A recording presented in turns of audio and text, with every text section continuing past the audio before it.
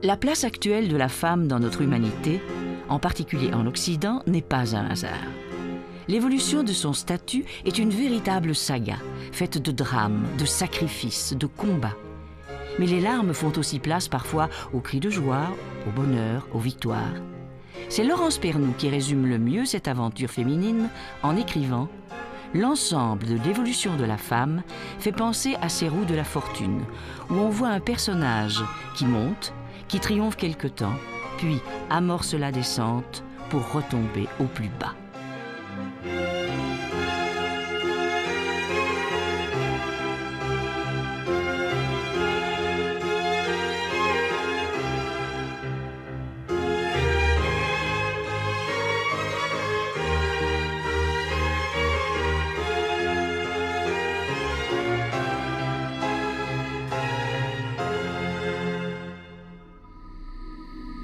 Il est difficile de se représenter la femme dans la préhistoire. En voici une, ou du moins ce qu'il en reste. Les anthropologues qui l'ont découverte l'ont baptisée Lucie. Elle a plus de 3 millions d'années et vivait sur le continent africain. À cette époque, la survie était la préoccupation fondamentale. Lucie et ses sœurs ont réussi non seulement à survivre quelques milliers d'années, mais elles ont aussi contribué à l'apparition de notre espèce, l'espèce humaine. Bien sûr, elles aidaient à chasser, elles mettaient les petits au monde, elles faisaient la cueillette, mais cela n'était pas très différent de la vie animale. Il y eut un phénomène capital qui constitua notre originalité, c'est ce qu'on appelle la perte de l'estrus. Alors, qu'est-ce que c'est que les signes visibles de l'estrus? C'est le fait que chez la plupart des espèces mammifères, et même chez toutes, les moments de fécondité de la femelle sont visibles par des signes qui touchent souvent leur vulve, qui touchent aussi à leur comportement par rapport au mâle, qui touchent aussi à certaines effluves odorantes qu'elles dégagent, etc., et qui attirent les mâles. Il se trouve que chez les femmes, ces signes sont cachés. Ils ne sont plus visibles. Ça ne veut pas dire qu'il n'y a pas des périodes de fécondité plus grandes chez les femmes, mais ça veut dire simplement que les femmes sont réceptives sexuellement à tous les moments de leur cycle ovulaire. Et ça n'a l'air de rien, mais c'est un élément très important de la différence entre l'homme et l'animal. Cette réceptivité sexuelle des femmes est certainement un des traits qui caractérise le mieux notre différence. Il semble bien que cette réceptivité permanente des femmes à la sexualité soit un trait tout à fait fondamental en lui-même, bien sûr, mais aussi pour tout ce qu'il implique. Et ce qu'il implique au niveau des rapports entre les hommes et les femmes. C'est-à-dire l'idée, par exemple, peut-être, que si la femme est réceptive sexuellement tout le temps, peuvent se créer des couples permanents, peuvent se créer des cellules familiales qui aussi permettent de protéger l'enfant de façon plus durable dans le cadre d'un couple. Ou peut-être cette réceptivité sexuelle a-t-elle été, pour une part, selon certains anthropologues, dans l'avènement de ce qu'on appelle les règles de parenté, de toutes ces choses qui régulent au fond la sexualité. Si la sexualité est possible tout le temps, avec tout le monde, à tous les moments, il a sans doute fallu à un certain moment régler cette sexualité et la mettre un petit peu dans des normes qui, selon les anthropologues, des gens comme Lévi-Strauss par exemple, caractérisent toutes les sociétés humaines. Toutes les sociétés humaines régulent la sexualité. Les femmes seraient ainsi à la base de la création de la cellule familiale et donc d'une forme de vie sociale. Elles détenaient la clé de la sauvegarde. Elles permettaient à notre espèce de se reproduire en mettant les enfants au monde. Elles ont donc été essentielles à l'évolution humaine. Et Darwin, en 1871, parlera pour la première fois de la sélection sexuelle. Les femmes auraient sélectionné un certain nombre de traits chez les hommes, chez les mâles, qui leur plaisaient. Et par exemple, certains aspects du système pileux, la moustache, la barbe, sont des caractères qui, selon Darwin, ont été sélectionnés par les femmes et par le goût qu'elles avaient de ces traits. Aussi, bien sûr, d'autres traits plus importants, comme par exemple une certaine robustesse chez les hommes, un certain dimorphisme sexuel qui s'est accentué, selon Darwin, à mesure que les femmes, précisément, sélectionnaient chez les hommes ce caractère qui leur permettait d'être peut-être mieux protégées, ou en tout cas d'accéder à des choses plus intéressantes pour elles. Eh bien, il semble bien que la femme ait eu un rôle extrêmement important, en tout cas au début de notre espèce. Alors, ce qu'explique Darwin, c'est que par la suite, le fait qu'elles aient sélectionné toujours des hommes plus forts qu'elles, plus robustes, etc., a dû se retourner contre elles, au sens où les hommes étant plus robustes, ils ont pu dominer les femmes, mais cette domination n'est pas primitive, n'est pas originelle. Ils ont pu dominer les femmes et donc avoir des harems ou des groupes de femmes à sous leur domination. Ça c'est un trait que Darwin aussi note. Mais l'idée qu'il y ait eu une primauté originelle du choix des femmes, du choix sexuel des femmes, et que ce choix a pu façonner notre espèce, c'est là un élément qui est très intéressant, à mon avis.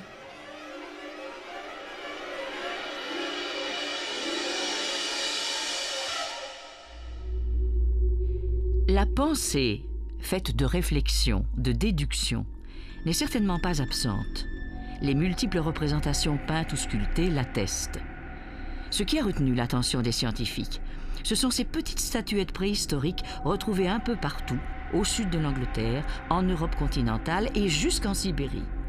Elles donnent une image de la femme de l'époque et glorifient le proprement féminin. Des seins énormes, un ventre gonflé de promesses, des hanches et des fesses démesurées. Une des interprétations peut-être les mieux recevables de la signification de ces statuettes, ce serait l'idée d'une protection de la grossesse. C'est-à-dire que beaucoup de ces statuettes montrent des femmes enceintes. Et beaucoup de ces statuettes, de ces figurines, d'ailleurs, sont toutes petites. Elles mesurent jusqu'à 5 cm pour beaucoup d'entre elles.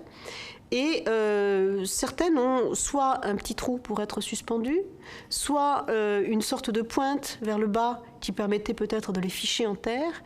Et ainsi, on peut imaginer qu'elles étaient des sortes d'amulettes, non pas pour favoriser la fécondité, mais pour protéger la grossesse, pour protéger ce moment un peu dangereux de la vie d'une femme, qu'est la grossesse et l'enfantement, semble assez vraisemblable et pertinent, en tout cas à mes yeux.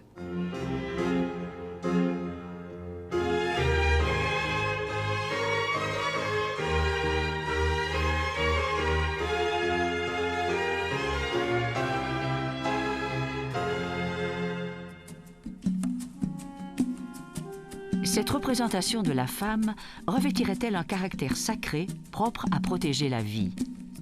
Pour certains, il pourrait avoir existé une religion qui consacra la déesse mère, connue aussi sous le nom de grande déesse. Et pourtant, aucun élément scientifique, archéologique en particulier, ne permet de confirmer cette thèse. Il faut cependant faire la distinction entre un tel culte et les nombreuses divinités féminines qui ont été vénérées durant l'Antiquité. Ce qui est certain, c'est que dès l'aube des civilisations, le féminin est exploité au niveau religieux. Dans la religion officielle, la question fondamentale est celle, à mon avis, du pouvoir. Et ce que nous pouvons constater, que ce soit en Grèce ou en Égypte, par exemple, ou en Mésopotamie, c'est que la divinité féminine est fondamentale pour un point, c'est que c'est elle qui va permettre la transmission du pouvoir. Elle va révéler au monde ce que le dieu masculin peut apporter. C'est-à-dire, c'est lui qui va assumer le pouvoir, c'est lui qui sera le démiurge. Quand on essaye de comprendre ce que fait une femme ou un homme dans la procréation, la femme abrite en elle un enfant qui est caché. Et elle va le rendre visible.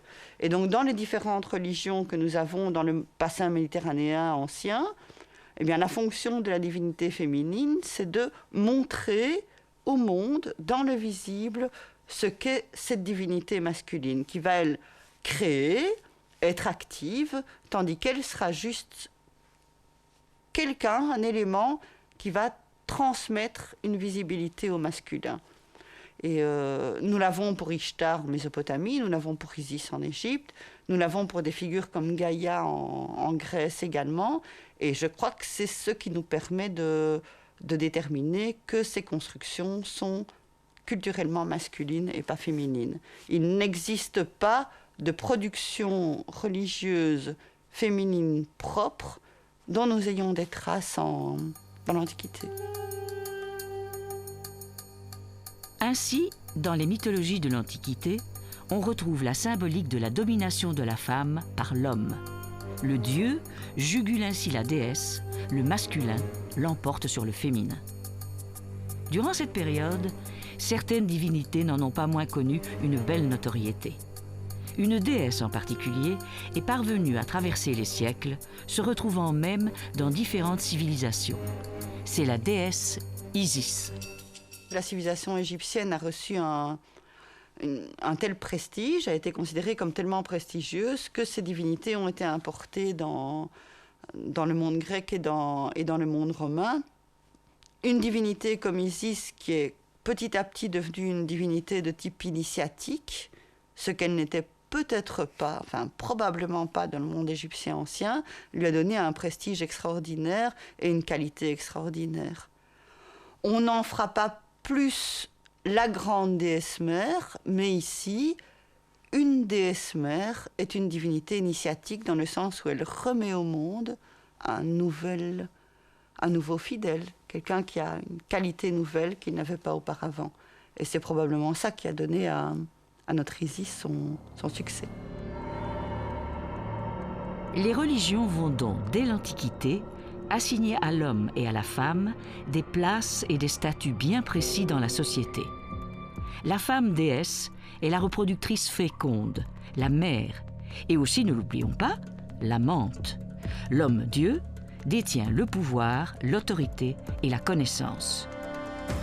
Même si on peut considérer que ces religions font ainsi preuve d'un certain sexisme, le polythéisme laisse cependant une place importante à la femme.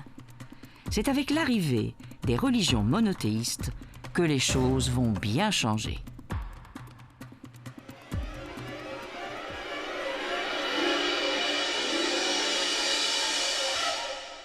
Quand nous regardons de manière historique et philologique l'évolution de cette femme ou déesse, comme vous voulez, eh bien, elle correspond à ce qu'on peut qualifier de l'esprit de Dieu, qui, dans le judaïsme, est un mot féminin.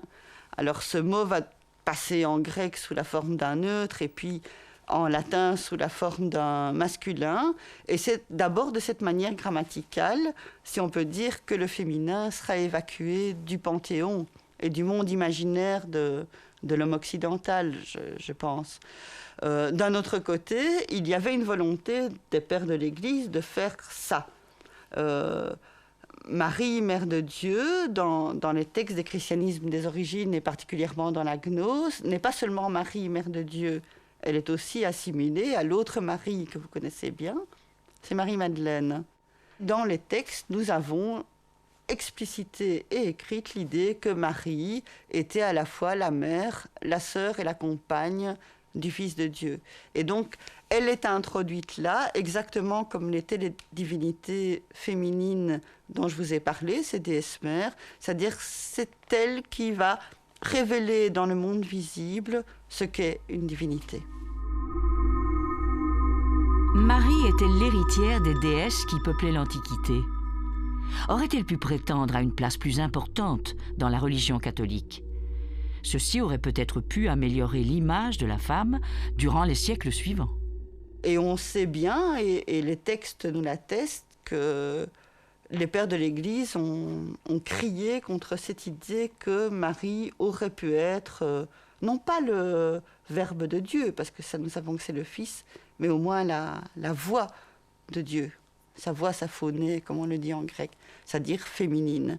Et non, Marie avait toutes les capacités pour être pour faire partie comme entité féminine de l'imaginaire chrétien. C'est peut-être la chose que le christianisme a fait, c'est de jeter hors du monde imaginaire le féminin.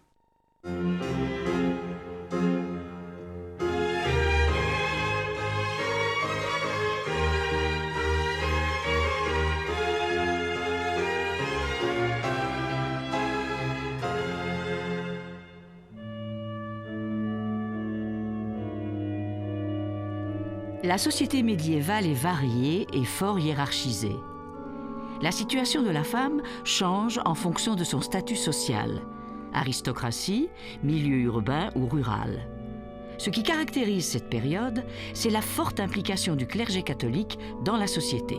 C'est lui qui détermine ce qui est bien et ce qui est mal. La première à avoir fauté, ne l'oublions pas, est Ève, la femme d'Adam. C'est elle qui incarne le péché. Le discours de ces ecclésiastiques sur la femme est un discours qui s'adresse d'abord aux autres ecclésiastiques et qui, comme les ecclésiastiques à ce moment-là veulent dominer par spirituellement la société et donc se proposer comme totalement différent au statut commun des autres hommes, ils sont obligés d'abord de mettre la chasteté en valeur première et donc de dégoûter les autres ecclésiastiques de la femme et donc de dresser de la femme en tant que genre un portrait absolument épouvantable. Ainsi Odon, abbé de Cluny, parle des femmes en ces termes. Cette grâce féminine n'est que subure, sang, humeur, fiel. Et nous, qui répugnons à toucher même du bout des doigts de la vomissure et du fumier, comment donc pouvons-nous désirer serrer dans nos bras le sac d'excréments lui-même ?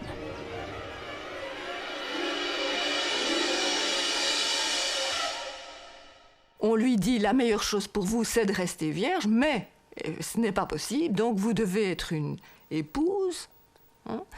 Mais dans le mariage, le mieux possible pour vous, c'est d'être chaste, tout en étant soumise à votre mari. Donc c'est aussi un statut impossible, ou en tout cas très difficile à maintenir dans le mariage. Et donc, il reste à être, oui, obéissante, mais en étant obéissante, et donc en n'étant pas chaste, vous êtes aussi dans le péché et c'est honteux. Voilà. La femme représente cependant une certaine valeur sociale et même marchande. En effet, elle est la personne idéale pour créer des liens entre les clans ou les familles de l'époque. Elle sert de monnaie d'échange pour consolider des unions politiques, pour agrandir un territoire ou s'approprier un bien. L'Église a très vite vu qu'elle doit s'occuper du mariage et que si elle veut réglementer l'ordre des familles et stabiliser les groupes aristocratiques, elle doit poser le mariage comme un acte unique et indissoluble. Et elle doit aussi dire que c'est une affaire individuelle entre les époux et donc postuler que le mariage doit faire intervenir le consentement non seulement du mari, mais celui de la femme. Et donc là aussi, c'est assez contradictoire avec ce que j'ai dit tout à l'heure, mais ça se comprend dans cette volonté que l'Église a de réglementer et de contrôler l'ordre de la société. Mais encore une fois, cette vision du mariage, qui est finalement notre vision du mariage encore plus ou moins actuelle, que l'Église a imposée à la société occidentale, elle l'impose non pas pour donner un rôle particulièrement intéressant à la femme, mais simplement pour rompre en quelque sorte la logique clanique de la société. Les femmes exerçant un rôle intellectuel, spirituel ou littéraire sont pratiquement toutes des moniales, voire des abbesses. Ces femmes ecclésiastiques, chastes et pures, ont seules accès à l'étude, à la réflexion, à l'écriture. Il y en a très peu. et des femmes comme Hildegarde de Bingen, qui est une véritable savante, sont rares. Le silence des femmes à certaines époques est bien un fait de civilisation. Les autres, celles qui réussissent à sortir de la sphère étroite de la vie domestique, ne se trouvent que dans les villes. Dans le groupe des femmes urbaines, il y a des femmes commerçantes. Il y a des femmes qui peuvent avoir un rôle dans la vie corporative, qui reprennent ou qui l'atelier de leur mari ou qui participent à la gestion de cet atelier ou qui reçoivent la possibilité d'exercer un métier, en général dans l'ombre d'un homme, mais enfin bon, qui peuvent agir de ce point de vue-là. Et donc dans les affaires commerciales également, les femmes peuvent avoir un rôle. Mais ce sont les femmes urbaines, et donc c'est aussi un milieu quand même riche, c'est-à-dire un milieu relativement restreint. Alors il y a évidemment toutes les autres femmes, c'est-à-dire la masse, les femmes agricultrices, les femmes manœuvres, donc celles qui appartiennent aux petits peuples des villes ou des campagnes. Bon, celles-là, elles travaillent évidemment comme les hommes. Dans le milieu rural, les femmes ont un rôle dans la production qui est très très important, mais c'est un rôle qui est tout à fait cadré. Elles ne font de choses que ce qui appartient aux femmes de faire, c'est-à-dire s'occuper de la maison, s'occuper de la laiterie, s'occuper de la basse-cour et avoir quelques tâches bien particulières, d'ailleurs symboliques, dans la culture des champs. Donc une femme ne mène pas la charrue, une femme ne sème pas, parce que c'est deux éléments très importants de la vie et de la production rurale, sont des tâches masculines. Donc il y a là un partage masculin-féminin qui est assez rituel en quelque sorte et qui est en général respecté dans la vie rurale.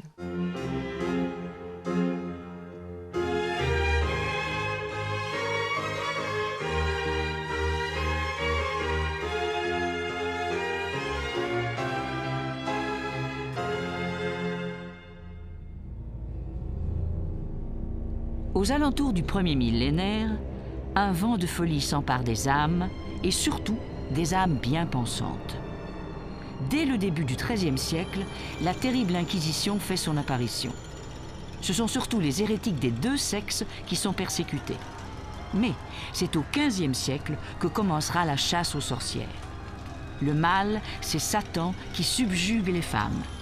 C'est par dizaines de milliers que ces soi-disant possédés du diable seront brûlés vives, pour quelques sorciers mâles qui subiront le même sort. Le principal défaut de ces femmes était peut-être de détenir un certain savoir ou quelque pouvoir, fût-il occulte. Cette chasse ne se terminera que vers la fin du XVIIe siècle. Elle avait donc été bien présente durant la Renaissance, en dépit de l'évolution spectaculaire des idées et des mœurs, à cette époque par ailleurs si pleine de promesses. Je crois que c'est une période charnière et intéressante, parce que se mettent en place, au fond, tous les éléments des débats ultérieurs. Mais en même temps, une période de contrainte, oui, puisque la Renaissance est caractérisée comme la période de l'émergence, au fond, de l'État moderne, et aussi de l'émergence, au fond, de l'idéologie bourgeoise de la famille. Une idéologie, donc, qui à la fois enferme la femme, et donc de ce point de vue-là, c'est une période de contrainte, mais qui en même temps, au fond, valorise la femme, parce qu'elle devient un élément essentiel d'un système de pensée et d'un système social. Et par ailleurs, la Renaissance est la période qui se caractérise par l'émergence du féminin. L'émergence du féminin sur le plan culturel. Un grand débat s'installe afin de savoir s'il est bon de donner aux femmes accès à l'instruction, à la connaissance. Certains conseilleront de se limiter à une éducation filtrée par le père ou par le mari. À mes yeux, c'est le fait majeur pour la Renaissance. Un développement de la réflexion sur ce qui doit être l'éducation de la femme. Est-ce que l'éducation est une arme dangereuse entre les mains d'un être qui est considéré comme un être faible, je dirais en nature même, que son corps rend faible? Ce débat, quelles que soient ses motivations premières, va avoir une conséquence.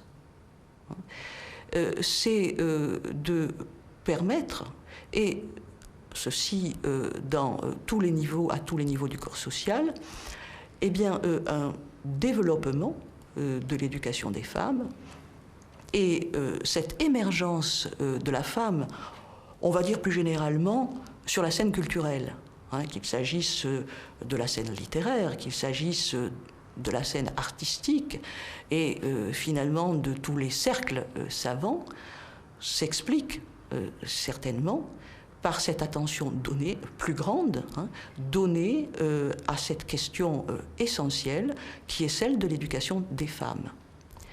Et cette réflexion, certainement, porte en germe toutes les revendications futures et toutes les évolutions futures, même si il serait anachronique de faire de ces premières femmes écrivains de la Renaissance, je dirais, des féministes avant l'heure. Des consciences cependant illustres raillent les femmes qui veulent s'instruire. Ainsi Molière, à l'esprit pourtant souvent ouvert, mais dans la bouche d'un de ses personnages, il n'est pas bien honnête et pour beaucoup de causes qu'une femme étudie et sache tant de choses. Mais l'évolution est en cours et rien ne l'arrêtera.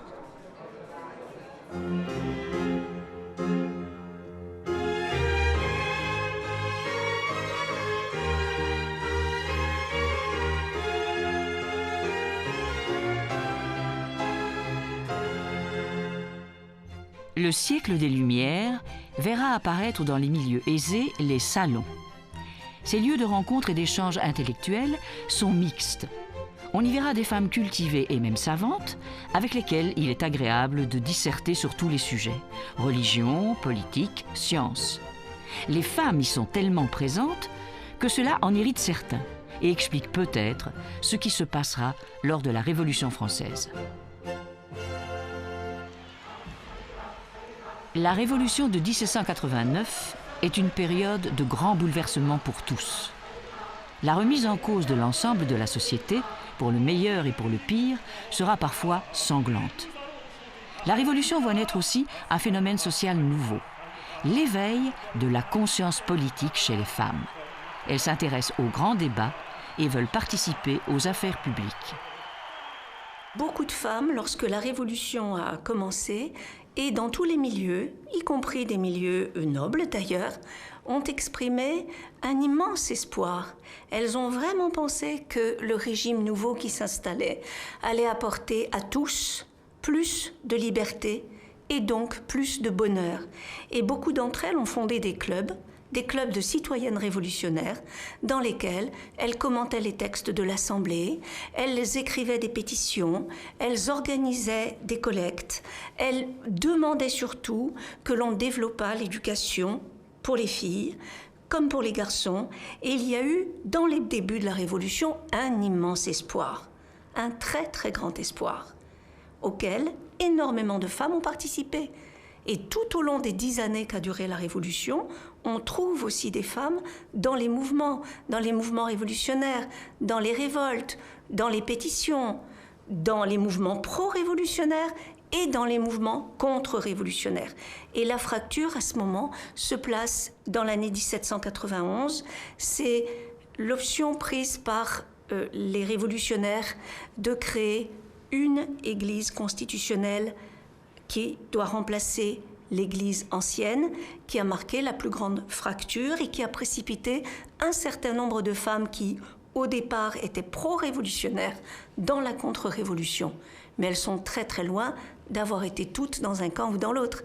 Et il y a infiniment de nuances. Beaucoup ont exprimé leurs idées, même si, dans la loi, elles n'avaient pas à le faire. Leur présence dans l'action est effective sur tous les plans et parfois très spectaculaire. Ce sont des Parisiennes de la Halle qui, le 6 octobre 1789, ont triomphalement ramené le roi à Paris. Elles avaient quitté la capitale à pied la veille afin de rapporter le 6 octobre du pain pour leurs enfants, autant que pour ramener Louis XVI. Et pourtant, cette révolution qu'elles ont si bien servie ne leur accordera que peu de faveurs.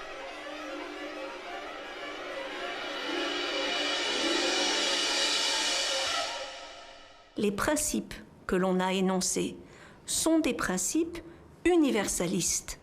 Mais sous cet universalisme, pour tout ce qui est du politique et du civique, c'est le sexe masculin qu'on trouve. On a dit par la suite, c'est une révolution faite entre frères, en insistant sur la fraternité. Cette révolution est un appel à la liberté, mais les femmes ont réclamé d'abord l'égalité, et ce n'est pas une liberté totale qu'elles ont obtenue. S'il y a quelque chose qui rapproche toutes les femmes à l'époque de la Révolution française, c'est le sort qui leur a été fait quant à leurs droits civiques et politiques. Elles en ont été, d'emblée, exclues. Si donc elles ont obtenu beaucoup de droits civils, à commencer par celui d'hériter à égalité avec leurs frères, par exemple, et encore bien d'autres droits, dont celui de rompre un mariage, puisque la Révolution a institué le divorce qui sera supprimé par la suite, si elles ont obtenu, comme tous les Français, le droit de penser comme elles voulaient, les droits civiques et politiques leur ont été refusés, et refusés avec constance. Parmi les figures féminines de la Révolution, il ne manquait pas de têtes brûlées, de jusqu'au-boutistes sans doute, mais aussi des personnalités courageuses, des passionnées de justice, fortes de leur légitime indignation. Parmi elles, Olympe de Gouges, auteur de la Déclaration des droits de la femme et de la citoyenne, que Robespierre traitait d'animal amphibien. Veuve à 20 ans, elle fuit le mariage, plaide contre l'esclavage, pour le divorce, pour le vote des femmes.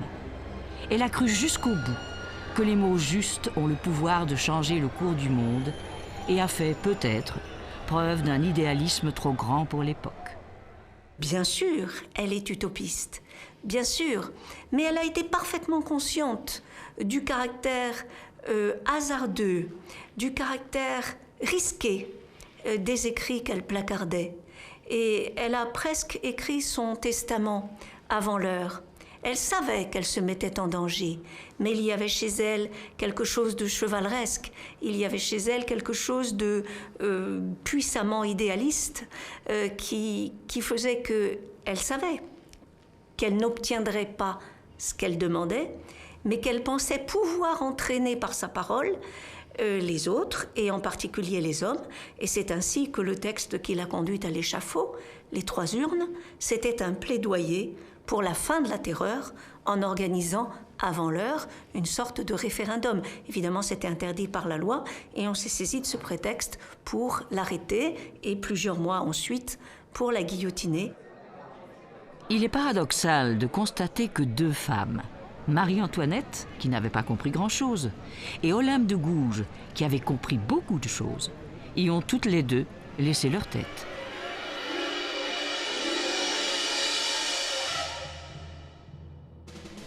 À la Révolution française succède Napoléon Bonaparte. À la fin de sa vie, il aurait dit « Ma vraie gloire n'est pas d'avoir gagné 40 batailles. Waterloo effacera le souvenir de tant de victoires. Ce que rien n'effacera, ce qui vivra éternellement, c'est mon code civil. » Ce code est un recueil de lois qui réglementent la vie civile des citoyens, de la naissance à la mort. Homme de guerre, il lui fallait des soldats. Les femmes devaient obéir et faire des enfants. À une dame qui en avait déjà 24, il aurait dit « À quand le 25e ?» C'est avec esprit qu'elle aurait répondu « Je suis aux ordres de votre majesté. » Ce code, promulgué en 1804, fut un désastre pour les femmes et surtout pour les femmes mariées. Interdiction d'accès à l'instruction, à la gestion de leurs biens, au travail sans l'accord du mari, interdiction de percevoir elles-mêmes leur salaire ou de voyager à l'étranger, exclusion totale des droits politiques, contrôle du mari sur le courrier et les relations, répression sévère de l'adultère. La femme coupable est punie de prison. Quant à l'homme, on lui infligera une amende. Et encore, faut-il que cela se soit passé sous le toit conjugal. Cependant, Napoléon maintient le divorce dans son code. Et oui, il en avait besoin pour répudier l'impératrice Joséphine. Ce code est un véritable séisme pour les droits de la femme dont on ressent encore actuellement les effets.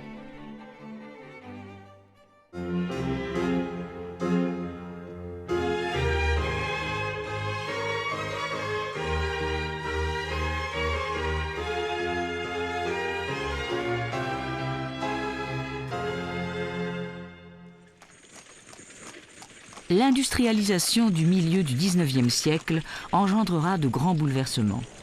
De nouvelles machines apparaissent. La manière de travailler change. Les rythmes de production s'intensifient. L'industrie a besoin de toute la main-d'œuvre disponible. La révolution industrielle va transformer non seulement les rapports entre les groupes sociaux, mais aussi entre les hommes et les femmes. Les femmes vont arriver dans les espaces de l'usine, qui en fait sont des espaces publics, alors que jusque-là, elles travaillaient beaucoup avec leur conjoint, elles travaillaient beaucoup dans le cadre du travail industriel à domicile, ce qu'on appelle le domestic system. Elles travaillaient au champ, elles travaillaient dans les fermes, elles travaillaient dans le commerce. Et la grande nouveauté, c'est qu'elles vont aller vendre leur force de travail à l'extérieur de la cellule familiale, sans le contrôle du mari, contre des salaires. Alors la première chose, c'est que ces salaires sont plus bas que ceux des hommes. Donc on continue à penser la femme comme quelqu'un de marié, et on dit d'ailleurs, les économistes disent, c'est un salaire d'appoint, sous-entendu l'appoint au salaire de l'homme, le monsieur gagne-pain, le breadwinner. Donc on paye les femmes moins que les hommes, ça c'est une première chose. Deuxièmement, il faut vaincre l'hostilité sociale, qui est les femmes ne sont pas bien à l'extérieur de la famille. Si elles vont travailler à l'usine, elles s'occuperont moins bien de leurs enfants. Si elles vont travailler à l'usine, elles vont se fatiguer, elles feront des moins bonnes mères. Et troisième chose, ça change aussi la condition des femmes, parce qu'elles vont fréquenter, en fait, on parle beaucoup de promiscuité à l'usine, donc elles vont de facto fréquenter des hommes, qui sont les ouvriers qui réparent les machines, par exemple, qui sont aussi les contremaîtres, donc qui ont une autorité qui remplace celle du mari. Et ce que ça va changer, c'est que les femmes, du coup, vont avoir plus de légitimité pour revendiquer leur autonomie. Et comme on le sait, leur autonomie est très gravement compromise par le Code civil, par les codes civils qui les rendent dépendantes de leur mari. Et donc l'idée, c'est que, oui, moi je pense qu'avec le travail, c'est une voie d'émancipation très claire. Cette période d'industrialisation connaîtra des conditions de travail extrêmement dures, autant pour les hommes que pour les femmes, et même les enfants. On verra naître certains stéréotypes concernant les capacités au travail. Ainsi, les hommes feraient preuve d'une plus grande force physique, d'une importante capacité de décision et d'inventivité, tandis que les femmes montreraient plus de docilité, davantage d'adresse et de patience. L'avenir montrera le peu de fondement de ces idées. Cependant, la révolution industrielle n'en a pas moins apporté à la femme l'ouverture d'esprit lui rendant possible la contestation de l'ordre établi. Elles réagissent dans les espaces qui leur sont autorisés. Or, elles n'ont pas très peu d'espace de parole, elles n'ont pas d'espace de vote, elles n'ont pas d'espace d'écriture, parce que non seulement elles sont mineures face à leur mari dans le Code civil, mais elles sont mineures dans la mesure où elles ne peuvent pas, par exemple, fonder des journaux. Oui, elles ne peuvent pas attaquer en justice. Elles n'ont pas d'espace juridique, elles n'ont pas d'espace d'écriture. Donc voilà, leur parole est quand même leur parole contestataire est relativement limitée. Donc elles se plaignent, mais elles n'ont pas de moyens finalement de changer les choses vraiment. Le seul moyen de changer les choses est de pouvoir transformer les lois. Et pour ce faire, il faut accéder au droit de vote. Et cela, les femmes de l'époque l'ont bien compris. C'est ainsi que plusieurs pays européens verront naître le mouvement des suffragettes, le plus connu étant celui du Royaume-Uni. Les femmes anglaises se battront pour l'égalité de leurs droits civiques, politiques, sociaux avec ceux des hommes. Elles furent insultées, conspuées, traitées d'hystériques, de virago. Elles finiront par obtenir gain de cause, mais il leur faudra tenir bon face à l'agressivité d'une société pour laquelle la soumission de la femme est considérée comme naturelle. Les mentalités enracinées dans des siècles de patriarcat ont vraiment la vie dure.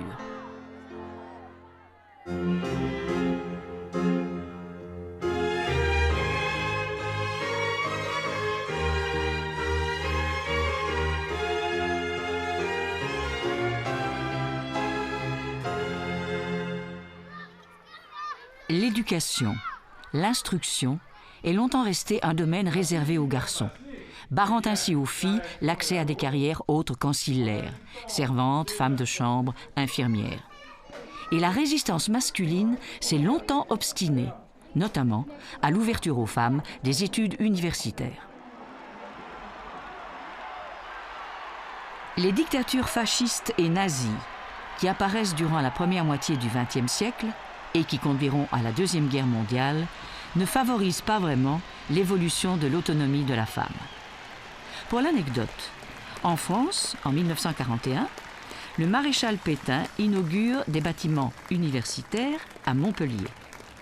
S'adressant à une étudiante, qui selon l'usage lui remet des fleurs, il s'informe du sujet de ses études. « La chimie, monsieur le maréchal. »« Ah, très bien, c'est ce qui ressemble le plus à la cuisine. » Faut-il rappeler que le gouvernement Pétain était un gouvernement réactionnaire, visant à maintenir des hiérarchies dépassées, à assujettir les femmes en les réduisant au rôle d'animal reproducteur. Tous les objectifs habituels d'un régime totalitaire. Rappelez-vous, sous Hitler, le nazisme avait soumis les femmes au slogan des 3 K. Kinder, Küche, Kirche. Le domaine qui leur était réservé étant ainsi les enfants, la cuisine et l'église. Tout comme lors de la Grande Guerre, la femme a pu démontrer durant la Deuxième Guerre mondiale sa capacité, comme l'homme, à travailler dur et à assumer des responsabilités. La fin du conflit verra renaître la lutte pour l'émancipation de la femme. Le droit de vote, l'émancipation juridique, l'égalité des salaires et combien d'autres conquêtes encore, arrachées de haute lutte. On oublie souvent l'ampleur du changement. On oublie que les femmes ont dû lutter pour conquérir leur indépendance, pour pouvoir décider de leur vie personnelle et professionnelle, revendiquer le libre usage et la libre jouissance non pas seulement de leurs biens, mais aussi de leur propre intimité, de leur corps.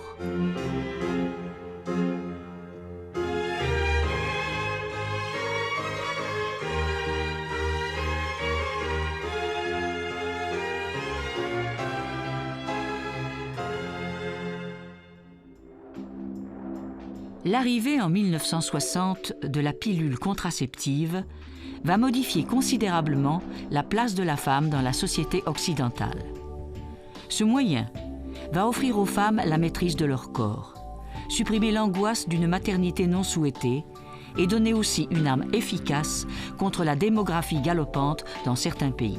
Les années 60 ont été pour les femmes porteuses d'un immense espoir. Ça marchait pas à pas, évidemment, mais c'est tout de même, ça débutait très bien. La femme avait acquis le droit de vote. Quand elle sortait à l'école à 18 ans, elle pouvait un petit peu faire des projets pour elle, alors que le garçon devait aller apprendre à obéir à des règles au service militaire. Ça marchait bien. Alors elle a évidemment reçu un immense cadeau lors de la découverte et de la création de pilules contraceptives.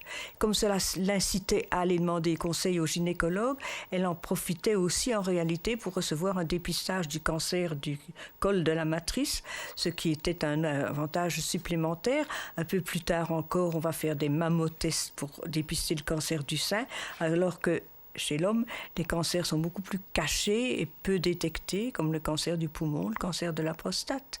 Ça lui donne toute une série d'atouts. Et puis, cerise sur le gâteau, vient la loi sur l'interruption volontaire de grossesse, avec l'accent sur le mot volontaire. Tout est mis dans cette loi pour que la femme ait son autonomie, qu'elle ne soit impressionnée ni d'un côté ni de l'autre dans sa décision. La dépénalisation de l'avortement sera une conquête arrachée de haute lutte et qui n'aurait jamais abouti sans le soutien, l'aide, la compréhension de la deuxième moitié de l'humanité, celle de nos compagnons de vie. Ce que nous voulons aujourd'hui, c'est que l'avortement soit dépénalisé, que l'avortement en tant qu'acte médical soit remboursé par la mutuelle. Et alors nous insistons beaucoup là-dessus aujourd'hui, c'est sur le fait que les femmes doivent pouvoir décider. Nous estimons qu'à partir du moment où nous décidons qu'il n'y a pas de place pour un enfant dans notre vie, c'est à nous de décider, pas aux autres à le faire. Grâce à ce droit à l'avortement, la femme pourra enfin décider elle-même de son avenir. Ces années de lutte féministe lui ont sans aucun doute permis d'accéder à une liberté, une autonomie jamais encore connue. Comme toujours, si les révolutions sont nécessaires à l'évolution, il leur arrive de tomber dans certains excès. Et ce fut sans doute parfois le cas du féminisme.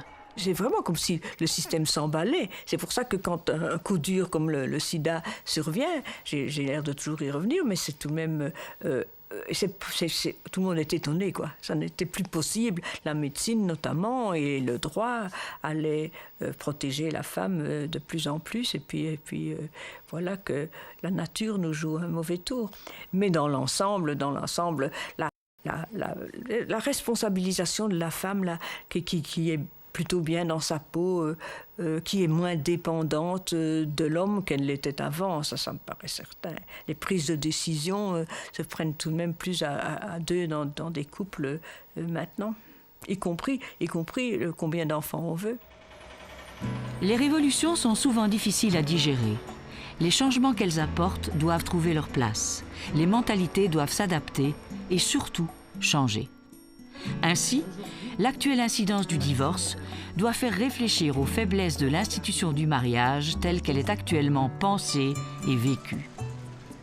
Les enfants sont eux aussi plongés dans les remous de la mutation des couples, des familles recomposées, notamment en raison de l'évolution de la présence morale et l'autorité du père.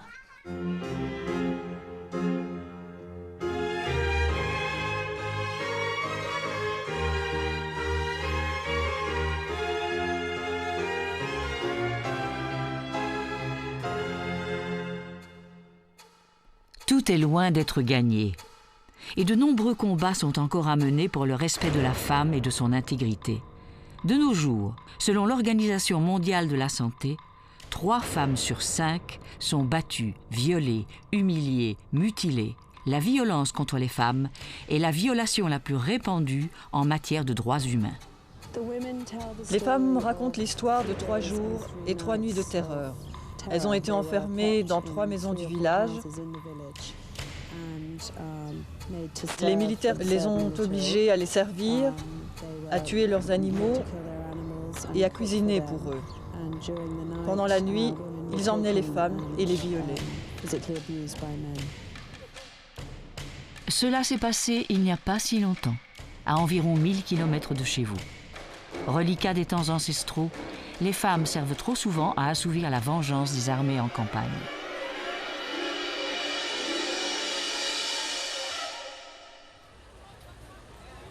Mais il y a d'autres dangers. Les femmes traînent derrière elles un héritage lourd à porter qui ne demande qu'à redevenir d'actualité. À notre époque, les courants intégristes religieux ont le vent en poupe. Cela ne va pas de pair avec la libération de la femme. Les fanatismes de tous bords sont prêts à bondir et à faire régresser les progrès acquis par le combat des femmes. Les églises patriarcales sont à l'affût. Le Vatican refuse la contraception, le droit à l'avortement et limite la prévention du sida à la seule abstinence. L'islam intégriste bafoue la femme et tente de faire régresser ses droits légitimes. Le code civil napoléonien fait sourire lorsqu'on le compare aux lois coraniques. Cet islam intégriste tente de se répandre en Europe et déjà, les femmes ont à nouveau à se battre pour faire reconnaître des droits élémentaires tels que se promener seule dans la rue sans se faire insulter. Toutes les religions, quelles qu'elles soient, ont consacré l'infériorité de la femme. Toutes les religions. Seulement les religions évoluent. Il faut les moderniser. Et aujourd'hui, on constate qu'il y a un retour en arrière. Certains veulent moderniser les religions, d'autres veulent islamiser ou évangéliser la modernité. On ne peut pas se permettre ça, parce que je crois qu'on doit vraiment se rendre compte qu'il y a une évolution depuis la nuit des temps et qu'on ne peut pas revenir en arrière sous forme de chaos. C'est inadmissible, c'est intolérable. Et ce qui est important également aussi, c'est que la tolérance peut devenir intolérable. Au nom d'une différence culturelle qu'il faudrait respecter, on accorde à certains des droits qui bafouent leurs droits fondamentaux. Je m'explique. Je veux dire par là que certaines traditions, pour certains, justifient certaines pratiques. C'est inacceptable. L'excision, les mariages forcés, le déni du corps ne peuvent aucunement être expliqués par les traditions qui, elles, malheureusement, sont portées par ceux qui ont une vision de la religion qui est vraiment obscurantiste.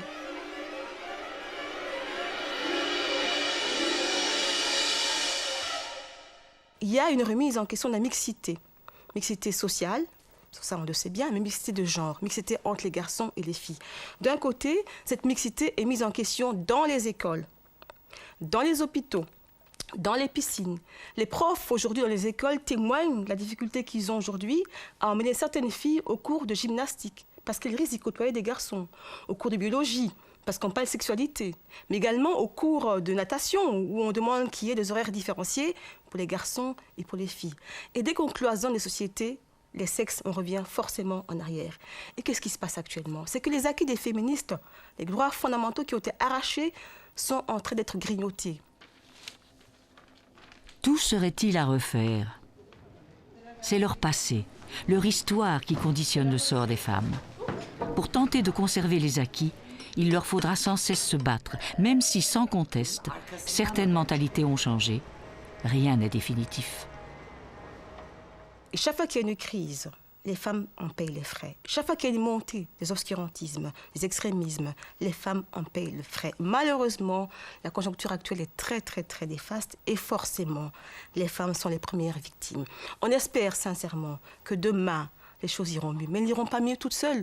Aucune révolution ne va changer le monde. Ce qu'il faut, ce sont les idées qui vont changer le monde. Moi, je crois à la force des idées, je crois vraiment à la force citoyenne. Je crois vraiment que chacun, à son niveau, peut se mobiliser, peut participer à cette évolution de nos mentalités, de nos mœurs. Mais si on ne bouge pas, ce sera pire.